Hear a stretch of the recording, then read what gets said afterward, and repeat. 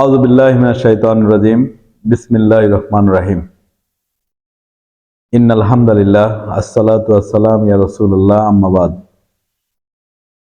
সর্বপ্রথম শুকরিয়া আদায় করি সেই মহান মনিবের, যিনি আমাদেরকে বসার তৌফিক দান করলেন, আলোচনা করার তৌফিক দান করলেন। এজন্য আল্লাহর দরবারে শুকরিয়া আদায় করি আলহামদুলিল্লাহ। দুরূদ ও সালাম পেশ করছি সর্বকালের সর্বশ্রেষ্ঠ শিক্ষক, মহান নেতা, আদর্শ নেতা জনাবে রাসূলুল্লাহ সাল্লাল্লাহু আলাইহি ওয়াসাল্লাম। সুপ্রিয় উপস্থিতি, আজকে যে বিষয়টি নির্ধারণ করা হয়েছে তার নাম হলো তাকওয়া। তাকওয়া শব্দটি হলো মূলত আল্লাহ ভীতি। তাকওয়া শব্দের অর্থ হলো খোদা ভীতি, পরহেজগারি, বিরত থাকা বা আত্মশুদ্ধি। শরীয়তের পরিভাষায় আল্লাহর ভয়ে, ভীত হয়ে তার বিধিবিধান মেনে চলার নাম তাকওয়া। আল্লাহ তাআলার ঘোষণা আল কোরআনে সূরা আল ইমরানের 102 নম্বর আয়াতে আল্লাহ তাআলা বলেন, ইয়া আইয়ুহাল্লাযীনা আমানুত্তাকুল্লাহ হাক্কা তুকাতিহি ওয়ালা তামুতুন্না ইল্লা ওয়া আনতুম মুসলিমুন। সরল অর্থ হলো, হে ঈমানদারগণ, তোমরা আল্লাহকে ভয় করো, ভয় করার মতো। ওয়ালা তামুতুন্না, তোমরা মারা যেও না, মৃত্যুবরণ করো না, ইল্লা ব্যতীত ওয়া আনতুম মুসলিমুন, মুসলমান না হয়ে। তাহলে আমরা তো সবাই মুসলিম, কিন্তু আল্লাহ তাআলা পুনরায় কেন আমাদের উপর এই কথাটি আরোপ করলেন? এ নিয়ে একটু চিন্তা করা দরকার, যে মুসলিম না হয়ে কবরে এসো না। এখন আমরা জানব মুসলিম। মুসলিম শব্দের অর্থ হলো আত্মসমর্পণকারী।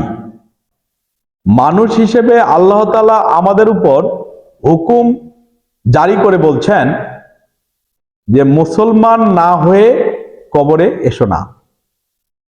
মুসলমান শব্দের অর্থ হলো আত্মসমর্পণকারী। দুনিয়ার জীবনে আমরা কতটুকু আত্মসমর্পণ করেছি?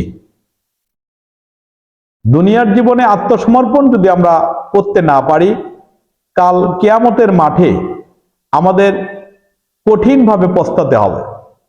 দুনিয়ার তো নাজ নিয়ামত পাওয়ার পরেও আল্লাহ তাআলার কাছে আমরা আত্মসমর্পণ করতে পারিনি। আর আত্মসমর্পণ না করা পর্যন্ত আল্লাহ তাআলা মৃত্যুবরণ করতে নিষেধ করেছেন। তাহলে আমরা যা পেলাম, আল্লাহ তাআলার ঘোষণা আত্তাকুল্লাহ, আল্লাহকে ভয় করো। তাহলে আমরা দুনিয়াতে ভয় করি। আমরা সাধারণভাবে চলার সময় কোনো খুন খারাপি বা অ্যাক্সিডেন্ট, বিভিন্ন রকম সমস্যা দেখি এবং এগুলিতেও আমরা ভয় করি। আর আল্লাহ তাআলা এখানে বলছে আত্তাকুল্লাহ, ভয় করো, আমাকে ভয় করো। আল্লাহ তাআলাকে ভয়, এই জন্য আল্লাহ তাআলা এখানে বলছে ভয় করার মতো। মানে এমন ভাবে ভয়, রোড অ্যাক্সিডেন্টেও মানুষ মারা যায়, এটাও একটা ভয়।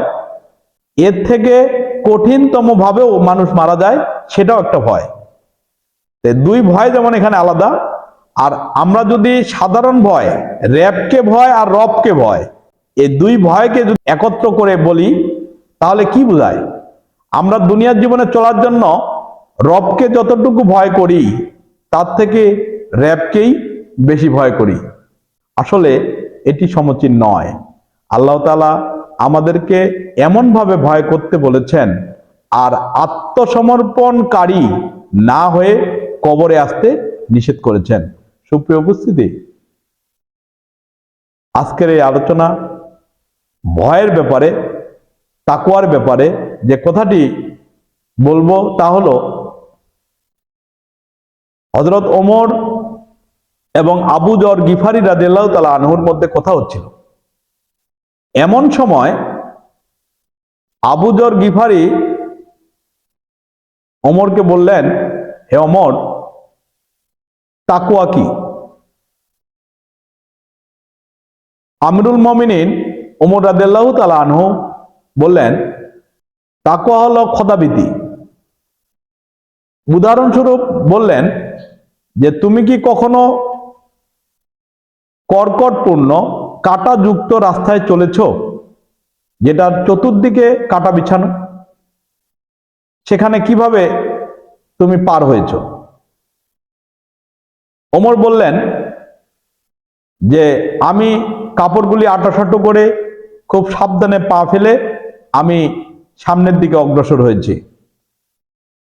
এই যে তুমি আঁটোসাঁটো হয়ে সামনের দিকে অগ্রসর হয়েছ খুব সাবধানতার সহিত, এই যে সাবধানতা অবলম্বন করেছ, এটাই হলো তাকওয়া। বিভিন্ন গাড়ি, বাড়ি, নারী, এরকম অনেক জিনিস আমাদের সামনে উপস্থিত হবে, সেগুলি ওই কাটার মতো মনে করে সেগুলিকে অতিক্রম করে যদি আমরা আল্লাহর কাছে পদার্পণ করতে পারি, তাহলে আমরা সফলতা লাভ করব। তাই তাকওয়া অবলম্বন করা একটি মুসলিমের জন্য অতীব জরুরি।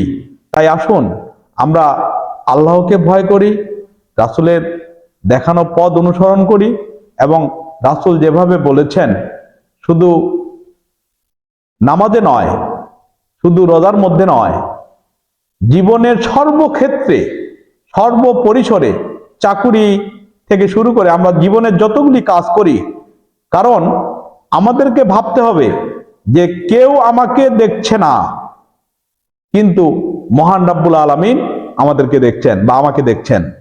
তাই আসুন আমরা সেই ভয়ে প্রকম্পিত হয়ে কিয়ামতের কঠিন মুসিবত থেকে রক্ষা পাওয়ার জন্য আল্লাহর নিয়ম অনুযায়ী রাসূলের দেখানো পথে চলি, তাহলে আমরা হব সফল। সুপ্রিয় উপস্থিতি, এই বলে আমি আমার কথা শেষ করছি। সবাইকে আমার সালাম। আসসালামু আলাইকুম ওয়া রাহমাতুল্লাহি ওয়া বারাকাতুহু।